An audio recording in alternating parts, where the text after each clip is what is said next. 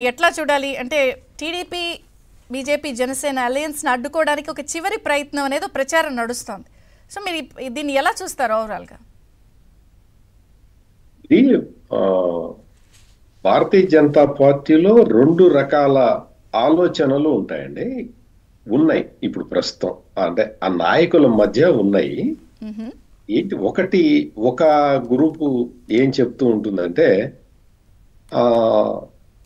తెలుగుదేశం పార్టీని ఎట్లయినా సరే అంటే ఫినిష్ చేసేసి మనం ఆ స్థానాన్ని ఆక్రమించాలి అనేది ఒక థాట్.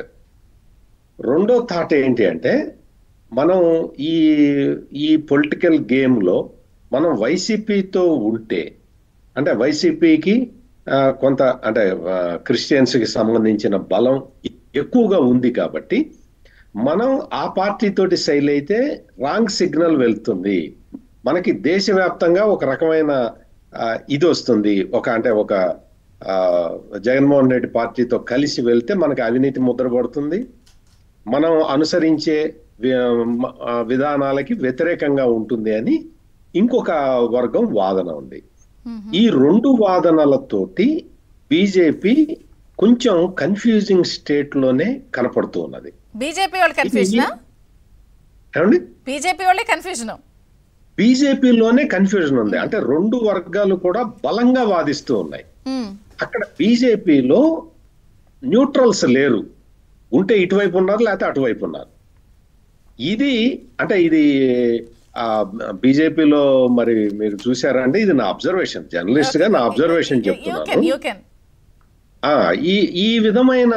ఈ విధమైన పరిస్థితుల్లో ఎట్లా చేయాలి, ముందరికి ఎట్లా వెళ్ళాలి అనేది ఒక డైలమా. ఇప్పుడు వచ్చే ఎన్నికల్లో అంటే బాగా ఫైట్ తెలుగుదేశం వైసీపీ మధ్య విపరీతమైన అంటే తీవ్రమైన పోటీ జరగబోతున్నది. ఈ తీవ్రమైన పోటీలో ఇప్పటికే కొంత వాతావరణం మారింది, ఇంకా రకరకాలుగా మారుతూ ఉన్నది, మార్పులు సంభవిస్తూ ఉన్నాయి. ఈ జంక్చర్ లో బీజేపీ కనుక అంటే ఇన్ని రోజుల పాటు బీజేపీ కొంత డైలమాలో ఉన్నమాట వాస్తవం. ఎట్లా ఎటు పోవాలి, జగన్ గెలుస్తాడా, మళ్ళీ జగన్ గెలిస్తే అక్కడ ఆయనకే ఒక 10-15 పార్లమెంట్ సీట్లు వచ్చేసినాయి అనుకోండి, అవి వస్తాయా రావా, లేదు ఆయన కాకుండా తెలుగుదేశం గెలిస్తే పరిస్థితి ఏంటి అన్న ఒక డైలమాలో బీజేపీ ఉన్నది. ఇప్పుడు ఆంధ్రప్రదేశ్ నుంచి ఎవరు గెలిచినా మనకి సపోర్ట్ ఇస్తారు అని బీజేపీలో ఇంకొక వర్గం చెప్తూ ఉన్నది, వాదిస్తూ ఉన్నది. వాళ్ళకి వేరే గత్యంతరం లేదు, తెలుగుదేశానికి కానీ వైసీపీకి కానీ వేరే గత్యంతరం లేదు. రెండు పార్టీలు కూడా మనకి సపోర్ట్ చేయాల్సిందే. అట్లా అని ఊరుకోలేరు కదా. ఈ వాదనతోటి ఏకీభవిస్తూ బీజేపీ అధిష్టానం సైలెంట్ గా కూర్చోలేదు, ఏదో ఒకటి చెయ్యాలి. అందుకని ఈ తర్జన భర్జన అంతా నడుస్తూ ఉన్నది. జగన్మోహన్ రెడ్డికి ఏంటి, ఇప్పుడు ఇన్ని రోజులు కూడా మీరు చెప్పిన ఒక పాయింట్ మాత్రం అక్షర సత్యం. ఏంటి అంటే అన్ని పాయింట్లు కరెక్ట్ చెప్పారు, కానీ ఈ పాయింట్ స్పెసిఫిక్ గా చెప్పాల్సింది ఏంటి అంటే, వైసీపీ ప్రతిసారి కూడా తాము ఏ తప్పు చేసినా కానీ బీజేపీని కన్సల్ట్ చేస్తున్నాము అన్న ఒక పిక్చర్ ని మాత్రం క్లియర్ కట్ గా ఇస్తున్నది. దాంతో ఏమైంది అంటే మొత్తం అంటే వైసీపీ చేస్తున్న తప్పులన్నీ కూడా బీజేపీ అకౌంట్ లోకి కొంత 50% 25% షేరు వెళ్తూ వస్తూ ఉన్నది. ఆ షేరు ఆపటం బీజేపీకి చేత కాలేదు. అంటే ఈ షేరు మాది కాదు, ఇదంతా కూడా జగన్మోహన్ రెడ్డి జనరల్ గా ఏమవుతుందంటే, మాకంతా పిఎం వీళ్ళ షేర్ ఉంది వీళ్ళతోనే చెప్పి చేస్తున్నాం అన్నప్పుడు కొంత వీళ్ళు హోంశాఖ పిఎం ఆఫీసోనో ఖండించుంటే బాగుండేది. మౌనం అర్థంకారం అయిపోయింది. ఎగ్జాక్ట్లీ, వీళ్ళు ఖండించాలి కదా. ఇప్పుడు ప్రతిసారి కూడా మీరు ఒకసారి గమనిస్తే, వివేకానంద రెడ్డి మర్డర్ కేసు ఎప్పుడైతే స్క్రీన్ మీదకి వస్తుందో అప్పుడు అమిత్ షా అపాయింట్మెంట్ ఇస్తున్నాడు, లేకపోతే ప్రైమ్ మినిస్టర్ అపాయింట్మెంట్ ఇస్తున్నాడు. వీళ్ళు అపాయింట్మెంట్ ఎందుకు ఇస్తున్నారు, వాళ్ళకి ఆ మాత్రం తెలీదా? వివేకానంద రెడ్డి రాష్ట్ర ప్రయోజనాలని ఇప్పుడు జయప్రకాష్ గారు జేపీ గారు అంటున్నారు కదా. ఇప్పుడు ఇప్పుడు ఇది Vivekananda Reddy murder case screen మీదకి రాగానే అందులో ఏదన్నా ఇష్యూ రాగానే అమిత్ షా అపాయింట్మెంట్ ఎందుకు ఇస్తున్నాడు? డిక్లైన్ చేయడం ఒక చిన్న విషయం కదా. ఇప్పుడు కాదండి, ఇది అయిపోయిన తర్వాత చూద్దాము అనొచ్చు కదా. బీజేపీ కూడా ఆ మాట అనలేదు. అందుకని ఆంధ్రప్రదేశ్ లో చాలా మంది ప్రజలకు కూడా ఒక డౌట్ ఉన్నది. ఈ బీజేపీ వైసీపీ కలిసి పనిచేస్తున్నాయా అన్న ఒక డౌట్ ఉంది. దీనికి తోడు బీజేపీలో ఒక వర్గం, కంప్లీట్ గా ఒక వర్గం ఉంది. వాళ్ళు ఎవరు, సోము వీర్రాజు, జీవీఎల్ నరసింహారావు లాంటి వాళ్ళు ఖచ్చితంగా చంద్రబాబు నాయుడు రాకూడదు, చంద్రబాబు నాయుడు మళ్ళీ ఎన్డీఏలో చేరకూడదు అని బలంగా వాదించే వర్గం వీళ్ళిద్దరు.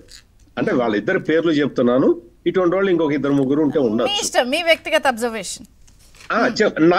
ఇదంతా నేను చెప్తున్నంతా కూడా ఏదో ఒక పార్టీ వైపు నుంచి కాదు, ఒక దీన్ని కాదు. కరెక్టే. మరి ఇప్పుడు ఇలా వెళ్తున్నప్పుడు ఇన్ని కాంబినేషన్స్ లో ఇప్పుడు మీరు డిక్లైన్ చేయొచ్చుగా అన్నారు. ఇప్పుడు డిక్లైన్ అయ్యింది అమిత్ షా గారి అపాయింట్మెంట్, ఇంకా కన్ఫర్మ్ కాలా. మరి ఇప్పుడు జగన్ గారు ఏంటి వెళ్ళేది? అండ్ వాళ్ళు ఎలా నిధులు ప్రత్యేక హోదా పోలవరం అన్నారులేండి.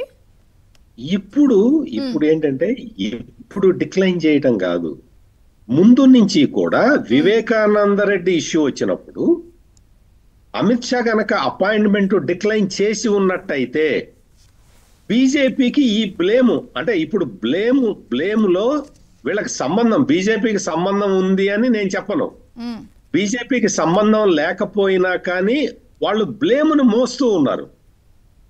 అందుకని మనకి ఆంధ్రప్రదేశ్ లో కొద్దో గొప్ప బీజేపీకి వ్యతిరేకత కనపడుతున్నది అంటే అది జగన్ తోటి సాన్నిహిత్యం వల్ల. అది స్ట్రాటజికల్ గా జగన్మోహన్ రెడ్డి అది చేసుకున్న ప్రచారం. నాకు అమిత్ షా ఆశీస్సులు ఉన్నాయి, నాకు పిఎం నరేంద్ర మోడీ ఆశీస్సులు ఉన్నాయి, నేను వాళ్ళకి దత్తపుత్రుణ్ణి అని చెప్పుకోవటంలో జగన్మోహన్ రెడ్డి సక్సెస్ అయ్యాడు. జగన్మోహన్ రెడ్డి ఆ ప్రచారం సక్సెస్ చేసుకున్నాడు. బీజేపీ దాని నుంచి బయటికి రావటానికి ప్రయత్నం చేయలేదు. బీజేపీలో ఏంటి అంటే వాళ్ళు, మేము రాష్ట్ర ప్రభుత్వం అడిగితే మేము సహాయం చేయకుండా ఉండలేం కదా అన్నారు. రాష్ట్ర ముఖ్యమంత్రి అపాయింట్మెంట్ అడిగితే మేము ఇవ్వకుండా ఉండలేం కదా అన్నారు. ఈ 5 సంవత్సరాల కాలంలో ఎంతమంది రాష్ట్ర ముఖ్యమంత్రులు ఎన్నిసార్లు కలిశారు? జగన్మోహన్ రెడ్డి ఒక్కడే ఎన్నిసార్లు కలిశాడు? అంటే ఇవి కూడా చూసుకోవాలి కదా. అవును. ఇప్పుడు అందరూ ఏమంటున్నారు, సరే ఆయన అలా కలరింగ్ ఇచ్చారు, మాకు ఇప్పుడు అర్థమైంది అని అంటున్నారు. వీళ్ళు కూడా భావ సారూప్యతతో ఇద్దరు ఒకసారి వద్దామని అనుకుంటున్న టైంలో ఇప్పుడు ఈయన వెళ్తాన్ని టైమింగ్ ఎలా చూడాలి? ఇది నిజంగా వాళ్ళ అలయన్స్ ఆపే ప్రచారం అనేది ఒకటి వస్తుంది కదా, ఇది మీరు నమ్ముతున్నారా? ఇప్పుడు వాళ్ళు ఏంటంటే బీజేపీ కూడా వాళ్ళు ఏదో చిన్న పార్టీ లేకపోతే ఒక విజన్ లేని పార్టీ కాదు కదా. వాళ్ళకి విజన్ ఉంటుంది, వాళ్ళకి ప్రయారిటీ ఉంటుంది, వాళ్ళకి పొలిటికల్ షేర్ లో వాళ్ళ పాత్ర ఉంటుంది. అందువల్ల ఏంటి అంటే జగన్మోహన్ రెడ్డి ఇప్పుడు ఈ కలరింగ్ ఇవ్వటానికి వెళ్తున్నాడు. ఆల్రెడీ వాళ్ళకి అంతా కూడా ఆంధ్రప్రదేశ్ లో క్లియర్ కట్ గా అర్థమైపోయింది, జగన్మోహన్ రెడ్డిది మొత్తం అది ఎత్తిపోయిన కంపెనీ అనేది.